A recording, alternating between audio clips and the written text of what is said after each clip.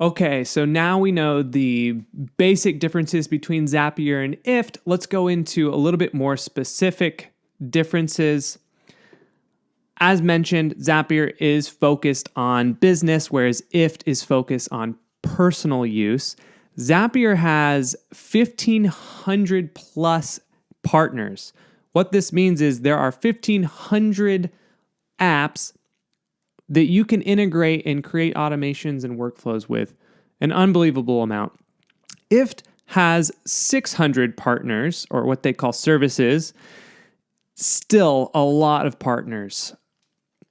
For Zapier, the other piece here is that you can have multiple accounts for apps. Now, this is super important if you have a team or if you're working with personal and business use cases and automations.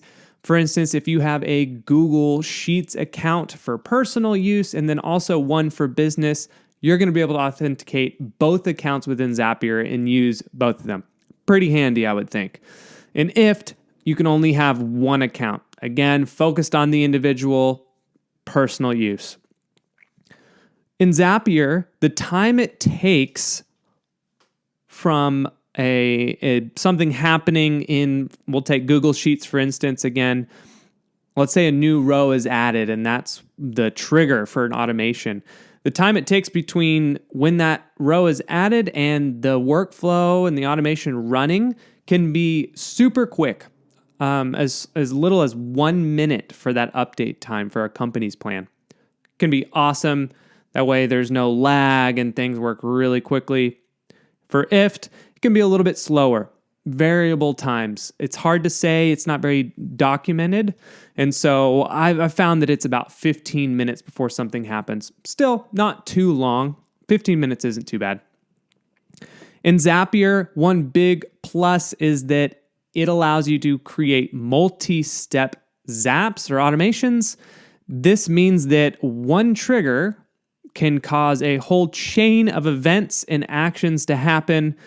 And this can be super helpful, especially as you get into complex workflows. So we'll dive into this a lot more later on in the course.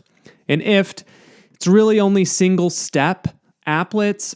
The thing is, they work in what feels like a multi-step workflow into their single-step automations. So it's a little bit more powerful than just a trigger in a simple single action. But for the most part, it's single-step. It's much simpler than Zapier.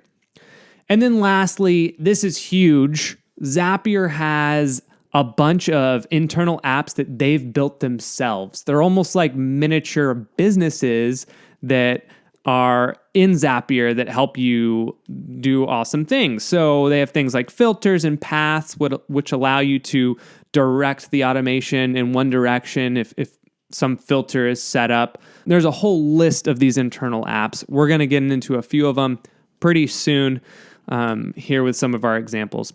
And then with IFT, the big plus for them is that they've got more of those Internet of Things type of services, connecting to Alexa, Google Home, your Hue lights, all of that you can find in IFT. Super helpful around the home. Those are the major differences. So let's keep moving on. We're going to look at some simple terminology that's pretty helpful to know, but we'll go through it pretty quickly and then we'll jump in and start creating some automations. See you soon.